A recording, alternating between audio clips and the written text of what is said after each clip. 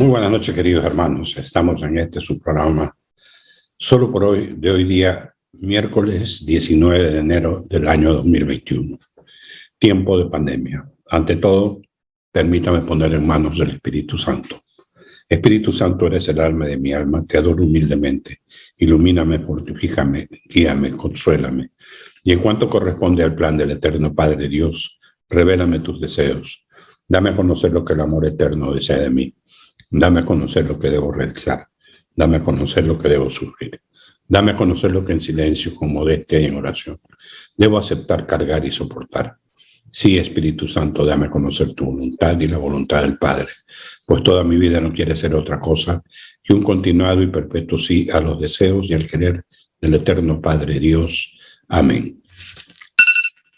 Estamos entonces en un tiempo de pandemia muy peligroso.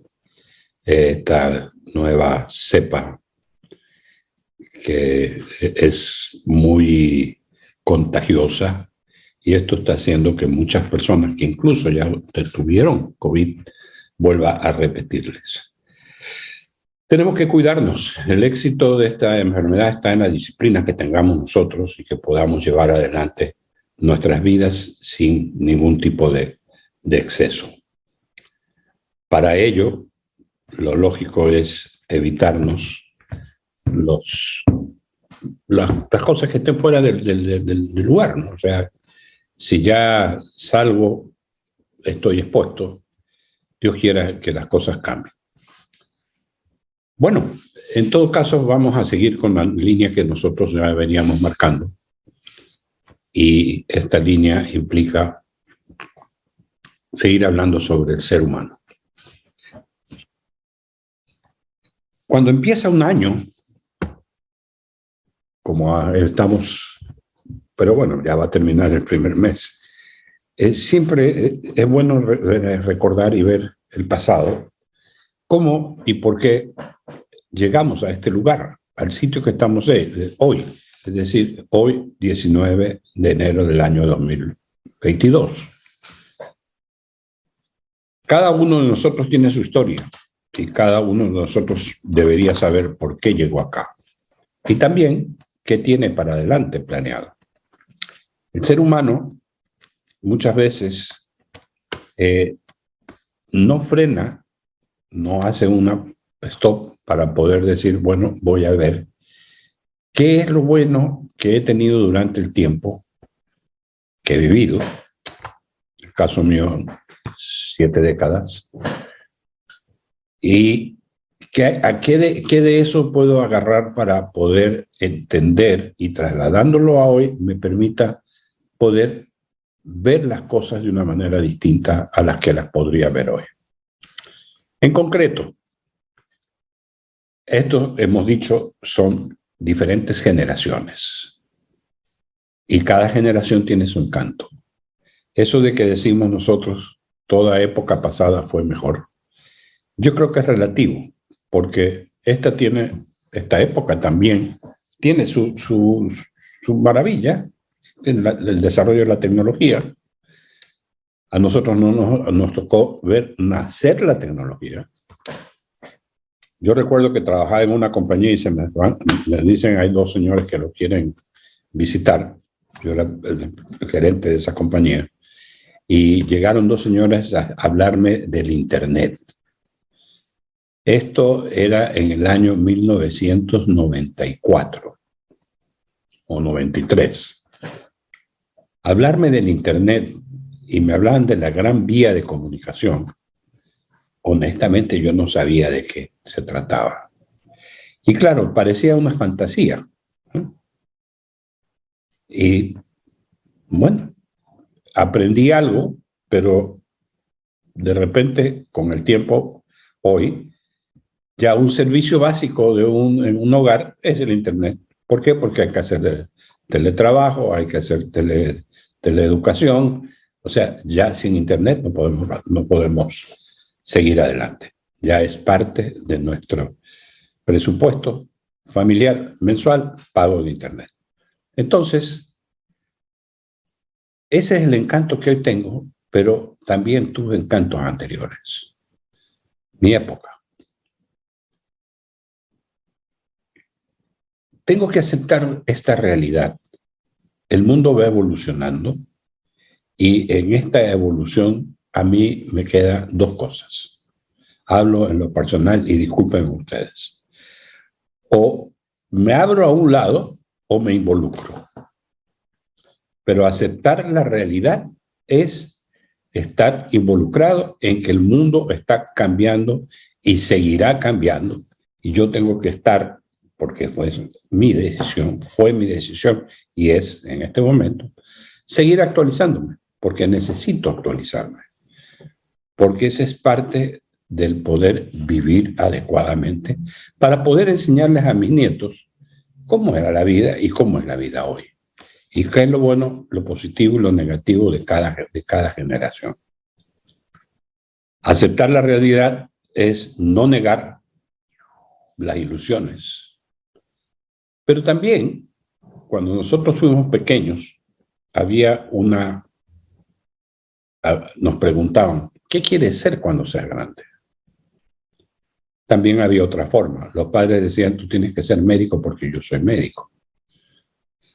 Pero ese qué quiere ser cuando sea grande no era tanto como la profesión, sino el oficio que uno quería tener. Y a veces uno decía bombero, piloto, aviador, militar, sacerdote, de todo. ¿Ya? Yo estoy casi seguro que el 99.9 no cumplió con lo que pensó en su momento. Estas realidades que nosotros nos tocó vivir en nuestra época son tan distintas a las de hoy, por ejemplo, en la alimentación. A nosotros uno de los alimentos básicos era la leche, lácteos, leche de vaca recién ordeñada. Y ahí hacíamos la mantequilla y el queso. Si lo trasladamos hoy, dicen, ¿cómo pudiste haberte llenado de tanto colesterol? Los lácteos son malos, pero en ese tiempo esa era la comida que teníamos que comer. ¿Ya? Y legumbres, claro, nosotros sembrábamos legumbres en el campo de nuestra casa, teníamos legumbres y podíamos cada uno sacar su zanahoria, la lavaba, la limpiaba bien, le ponía limón y sal y se la comía entera recién sacada de la tierra. ¿Ya? Bien lavada, eso sí, para que no haya lombrices. ¿Ya? Hoy veo que hay muchos niños que no saben qué es una legumbre. Hoy es la época del picker. Tú llamas y pides un menú. En esa época eso no existía. O sea, el padre y la madre imponían lo que ellos querían comer. Todos comíamos lo que ellos querían comer. Hoy es distinto. Los hijos ponen qué quieren comer y los padres se allanan.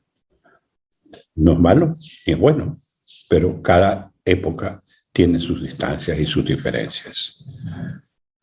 El buscar estar actualizado en esa época era ir a la biblioteca municipal o a la Casa de la Cultura. Hoy es tener Google. Gran diferencias. Pero cuando yo busco algo, ya no voy a la Casa de la Cultura. Yo voy a Google en este momento. Me adapté a la situación actual, a la realidad actual. Pero ¿qué me enseñó la otra parte de la historia? La pasada, la que yo tuve que vivir. Me enseñó la lectura. Me enseñó a tener cariño a los libros. Me enseñó a que yo podía aprender de lo que yo quisiera, con fundamentos, pero leyendo en bruto, digamos, sintiendo la hoja y sintiendo el olor a papel. También los desafíos que cada uno teníamos eran distintos. En nuestra casa éramos 4 hermanos, 2 mujeres y 2 hombres, y cada uno teníamos una habitación para los 2. Mi hermano se casó en el año 73, y yo me casé en el 75, pero hasta el 73 dormimos en el mismo cuarto. Pensar en salir de ahí a otros cuartos, no. Construir otro era imposible. Yo trabajaba desde los 14 años. A los 18 años ya tuve mi primer cargo, una Col 1000. Y tenía a mi padre una panadería, entonces yo repartía, para pagar la camioneta, tenía que repartir el pan todos los días a las 5 de la mañana. Y de ahí ir al colegio, entrenar básquetbol, y en la noche tenía que regresar a la panadería para evitar que me roben la harina y la mantequilla, y etc.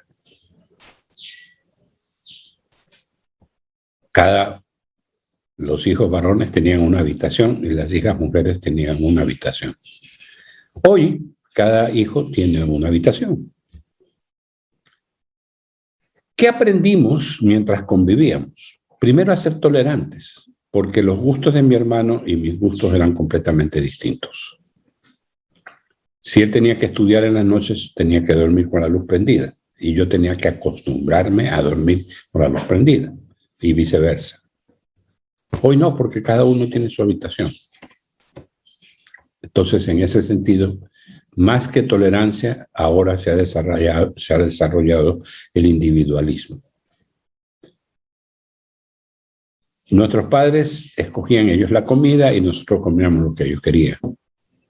Además, eran 2 jornadas. O sea, mi padre iba a trabajar en la mañana, hacía su siesta todos los días y después se iba a trabajar en la tarde. En los colegios, por ejemplo, las notas de calificaciones donde yo estudié, en la Academia Militar Ecuador, lo mandaban en papel sellado, las calificaciones, manuscritas, escritas con canutero, tinta, y claro, ahí aparecían los rojos con tinta roja.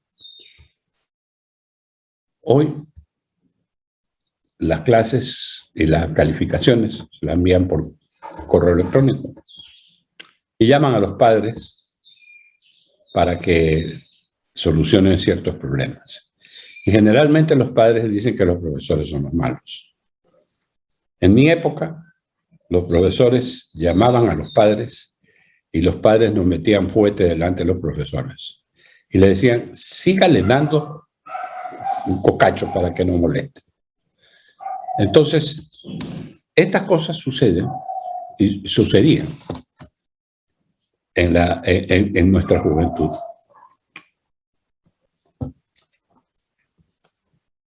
Esa siesta del padre era una costumbre y había que guardar absoluto silencio. Cuando la vida va evolucionando, vemos que el ser humano es tan maleable, es decir, se puede ir adecuando o adaptando a cada proceso.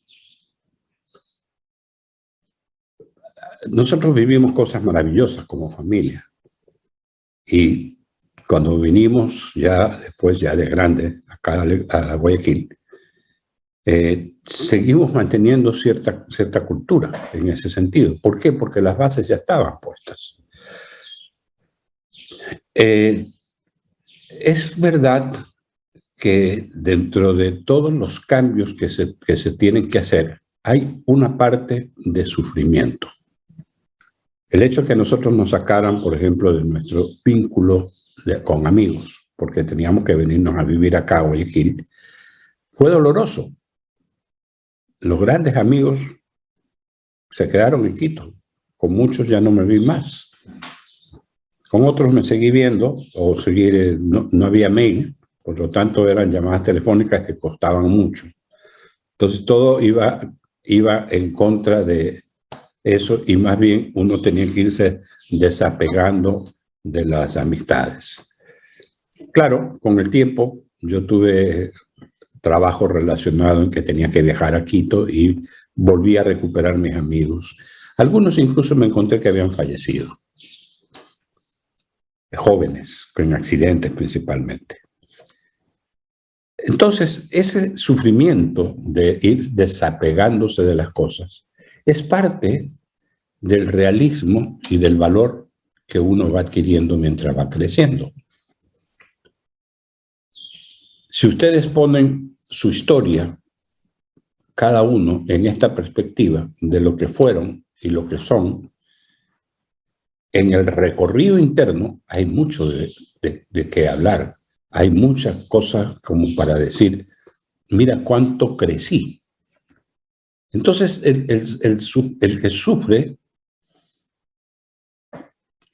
tiene un valor y tiene un realismo de desapegarse de cosas e irse apegando a nuevas cosas.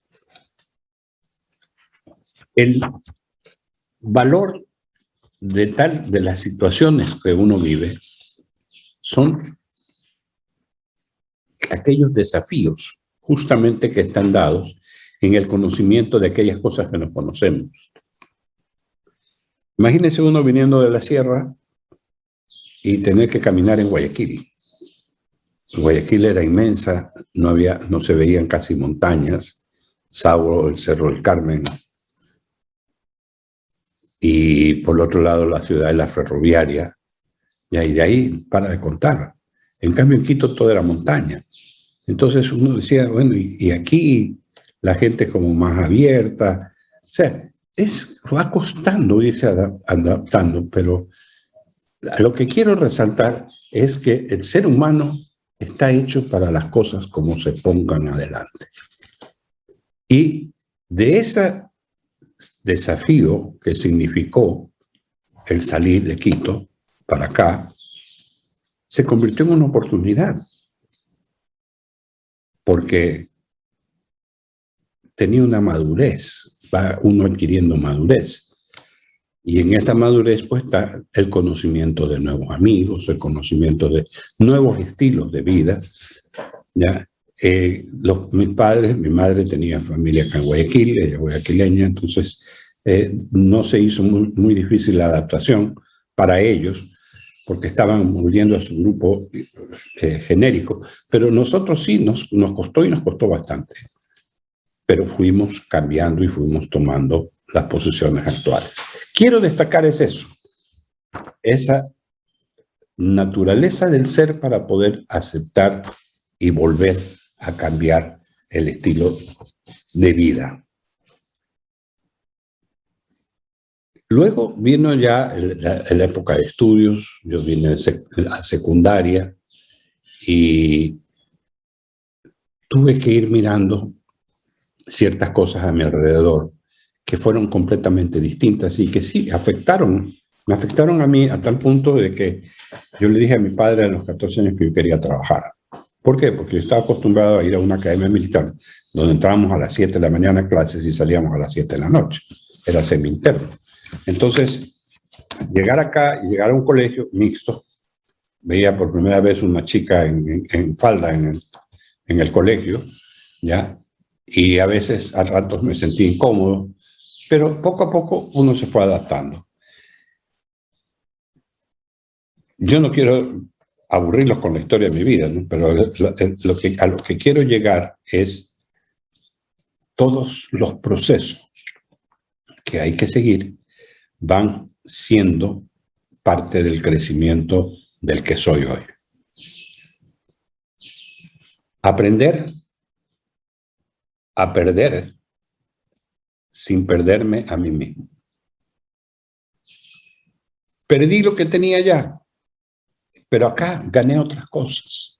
Y en el equilibrio del debe y el haber, había algo que allá no tenía la madurez que tuve acá. ¿Por qué? Porque había crecido.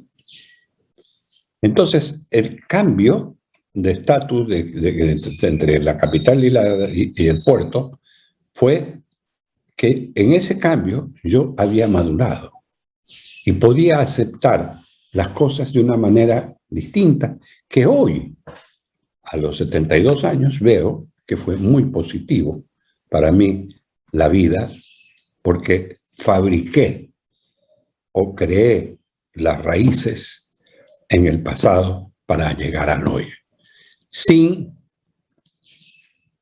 quedarme enganchado en el pasado. Por eso no me perdí yo, no se perdió lo que yo viví, sino que todo se armó para darme la madurez de los nuevos años. Y al llegar ahora lo veo con alegría, con nostalgia también, pero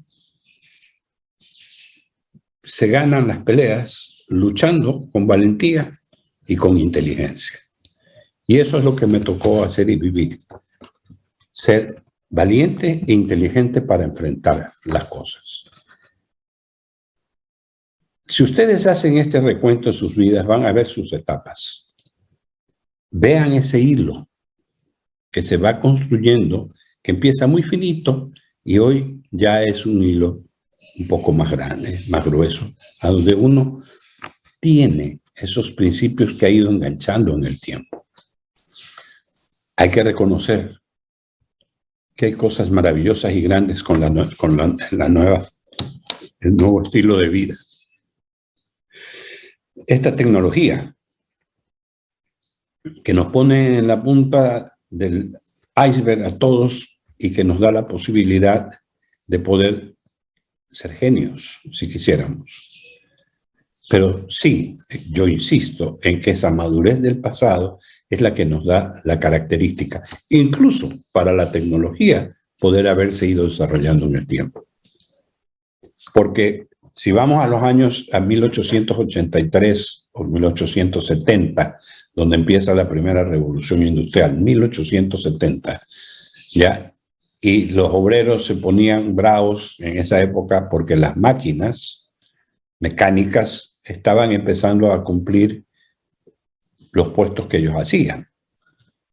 Y claro, empezaron las huelgas, empezaron los paros y todo lo demás, pero el mundo siguió caminando. ¿Y quién se perjudicó? Increíblemente se perjudicó el campo, porque la gente dejó el campo para ir a la industria. Y ya no tuvo marcha atrás, siempre empezó a avanzar. Entonces, hay que reconocer y agradecer lo que tenemos hoy, en base a todo lo que vivimos, no hoy, desde el principio hasta hoy, sin llegar a dejar a un lado la maravilla de todas las etapas que uno vive. Los amigos, las amigas, la música, la comida, las costumbres. Personas que ya no están, pero que nos enseñaron mucho. Me refiero, en el caso concreto, a mi abuelo. Una de las cosas que aprendimos nosotros muy fuertemente fue la honestidad. Vuelvo a ponerme en la mitad y con el perdón de ustedes. Yo tenía 24 años y tuve que hacer algo de la compañía que me mandó mi jefe. Y cuando estaba por concluir el trabajo para el que me enviaron, el dueño me dijo, si usted pone esto, aquí hay una caja, que era una caja de zapatos, ¿ya? La abrió y habían algunos billetitos, y verdes en esa época. Me paralicé. Y había yo ya escuchado algo muy interesante, que hablaba sobre el apellido, mi padre. Y llegué y lo llamé a él en una tarde muy lluviosa de abril en Guayaquil, abril aguas mil. Y le comenté lo que pasaba. Y él me dijo, hoy te compran por 1, mañana te compran por 10 centavos, pero tú eres libre de escoger. Es decir, si escoges quedarte con eso, cámbiate el apellido. Fue una lección muy importante. Ya no regresé.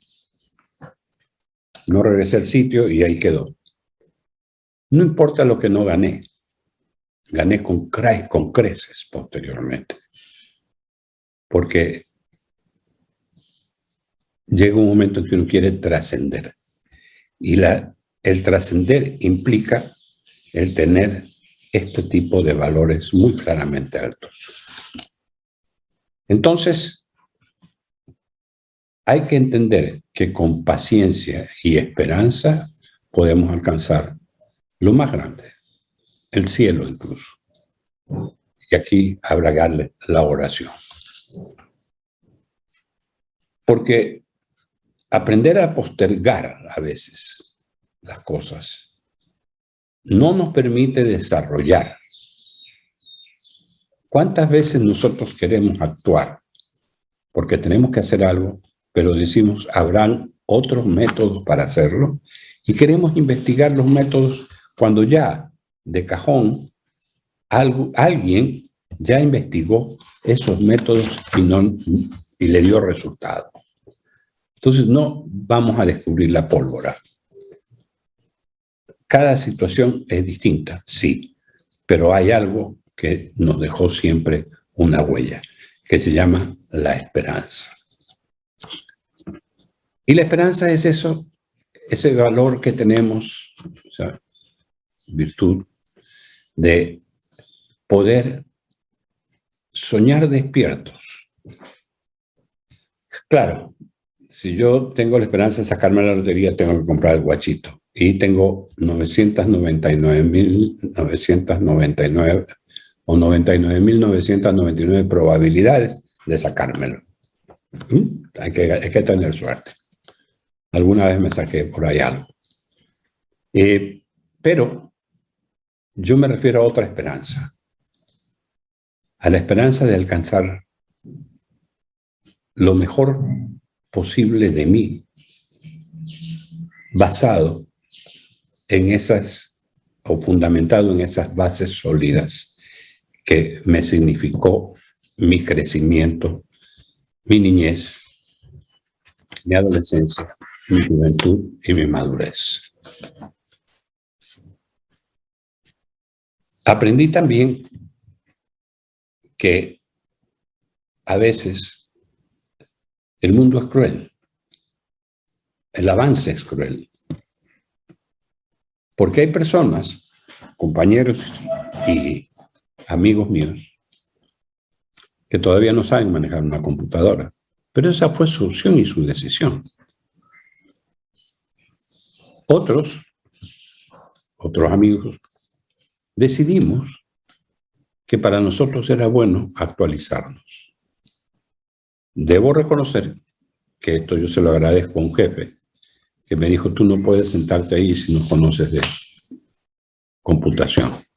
Y me dieron 40 horas y aprendí. No era tan difícil. Pero duele cuando alguien dice, yo no nací en esa época, por lo tanto no me interesa.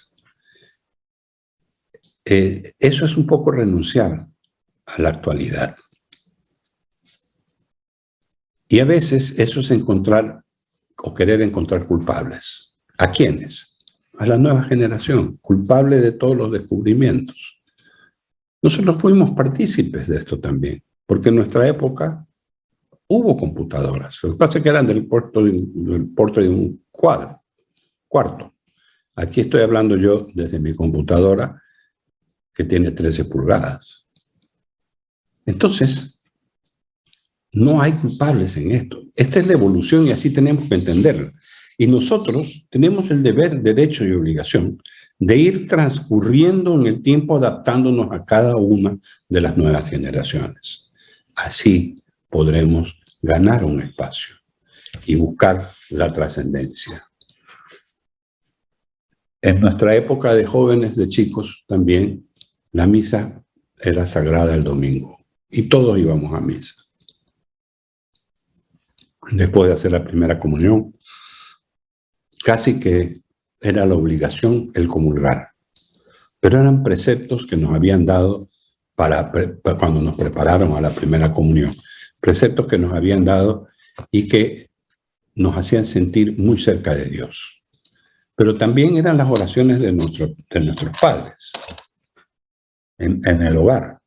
Nos acostumbramos a ello, a perdonar. Podíamos ver también crisis que habían. Personas que perdieron la vida en accidentes. Por ejemplo, yo recuerdo a mi madre y a mi padre llorar por un amigo muy querido, dos amigos de ellos que murieron en un accidente aviatorio. Y fue tremendo cuando dieron la noticia. Yo estaba, era un domingo como las 7 de la noche. Y ese dolor de ver a mis padres llorando por los amigos que habían perdido, me hizo reflexionar de que es así.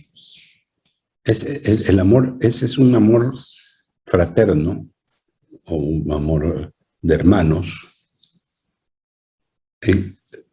tremendo. ¿Por qué? Porque he dado parte de mi vida a esas personas en las reuniones, en las fiestas, en los almuerzos, en las cenas. Entonces, ellos habían compartido su vida y a nosotros nos ha tocado igual. Entonces, qué importante es orarle al Señor y decirle que nos permita vivir esta vida. Darle gracias por todo lo que hemos recibido y por el tiempo que nos ha regalado y que hemos vivido. Hay cosas maravillosas en la oración. Este mundo que nos hace aceptar la realidad y que nos hace ponernos en el medio de un huracán de conocimientos a los cuales nosotros no estamos todavía tan adaptados, nos hace mirar un poco más adelante y nos hace pensar, ¿y qué vendrá después? ¿A qué nivel vamos a llegar? ¿Cómo será la vida futura? Y yo te quiero dar un consejo. No te preocupes tanto por la vida futura. Preocúpate por el hoy. Ayer ya pasó, hoy es el día. Hoy vamos a ver las cosas de una manera distinta. Hoy vamos a encontrarle el sentido a las cosas. Lo que sí puedes ir armando para el futuro es la trascendencia de tú como persona en el mundo. Porque vas a trascender. Vas a trascender y vas a llegar a tener muchos desafíos también. Cuando se tomó la iniciativa de escribir el libro, que estamos en eso y espero que pronto ya pueda sacarlo, fue un paso que tomó un tiempo de discernimiento. Decir, ¿para qué voy a sacar un libro? ¿Qué voy a sacar con un libro? Y cuando llegué al punto de el por qué, o sea, cómo, cuándo, dónde, por qué, ¿ya? Si yo quiero trascender, tengo que contar lo que viví. Entonces, eso es trascender. Todos tenemos derecho a escribir un libro de nuestras vidas. Ahora, eso no garantiza que otros lo lean. Y no está en cuántos millones puedas ganar o puedas perder con la venta de un libro. No va ahí. Va al hecho de que el libro se publica con tu vida y el que quiera leerlo, bendiciones. Y el que no, ¿qué más vamos a hacerle? Entonces, estos desafíos que se convierten en oportunidades salen desde el fondo de uno y nos hacen pensar que estamos listos y dispuestos para poder lograr los objetivos que Dios ponga en nuestras manos. Aprendamos a perder cuando así toque. Pero también tenemos que saber distinguir qué es lo que perdemos. Por ejemplo, una cosa es perder el tiempo. ¿Por qué? Porque el tiempo es parte que nosotros podemos controlar. Otra cosa sería perder dinero. Pero también podemos perder amigos, podemos perder familia. Esas pérdidas en los tiempos y en las personas y en los momentos tienen un peso distinto. ¿Y qué es lo que tenemos que hacer nosotros? Es aprender de las oportunidades que la vida nos da. Esas oportunidades que el Señor nos prepara para poder vivir esta vida y tener todo lo que tenemos, que no es económico, es inmaterial, es amor, es pasión, es sueños. Tenemos que luchar y valorar con inteligencia lo que hoy vivimos y desapegarnos de lo que vivimos antes, para llegar a la prueba máxima que será el poder rendir de acuerdo a nuestras circunstancias en las cosas que hoy serán útiles y que próximamente nos podrán hacer trascender en la vida. Cuando nos llegue el momento, no vamos a estar aquí para saber qué es lo que opinaron de nosotros. Hay mucha gente que te dice cosas interesantes y bonitas, pero hay otras personas que están calladas y el día que alguien muere, entonces dicen, era una buena persona. Pero nosotros ya no estamos para vivirlo, así que nos da igual, por un lado o por otro. Reconozcamos lo que tenemos hoy y agradezcámosle a Dios por habernoslo dado. Porque no hay nada mejor en el ser humano que ser grato, la gratitud. Y el otro punto es importante, es el perdón. Porque yo tengo que aprender a perdonar. ¿No ves que somos distintos? Estamos en épocas distintas. A veces no puedo estar de acuerdo con una cosa o con otra cosa, pero ojo, para uno es no lo más normal, para nosotros es lo normal. Entonces, como alguien me decía, el que está desubicado eres tú, no ellos. Y tienen toda la razón. O sea, a veces nosotros nos quedamos desubicados y los jóvenes son los que tienen la ubicación. Hay muchos amigos a los que llamamos hermanos, con quienes nos unen años de conocimiento y años de intercambio, de saludos, de conversaciones, de chismes. O sea, cada uno de nosotros tenemos un amigo especial, ¿ya? Y en ese amigo especial conoce toda nuestra vida. Y ellos saben que cuando te sientes bien y cuando te sientes mal, como tú también sabes. Entonces, si tenemos ese tipo de amigos, esos son los que nos van a permitir a nosotros pegar el salto. Esos son los que de un momento a otro van a tener que cumplir los deseos que tú tenías. Esos son los que sufrirán también en su momento, como tú sufrirías si es que los pierdes. Pero es el momento de agradecimiento. Es el momento de tener ese amor de amigo, decir, tú me interesas, tu familia me interesa y estamos juntos en esta pelea, en esta vida. Esperemos entonces con paciencia y con esperanza todo el tiempo que venga por delante y también los nuevos descubrimientos y la nueva tecnología. Hoy se hablan de muchas cosas y una de las cosas que más para mí ha tenido impacto es la comunicación.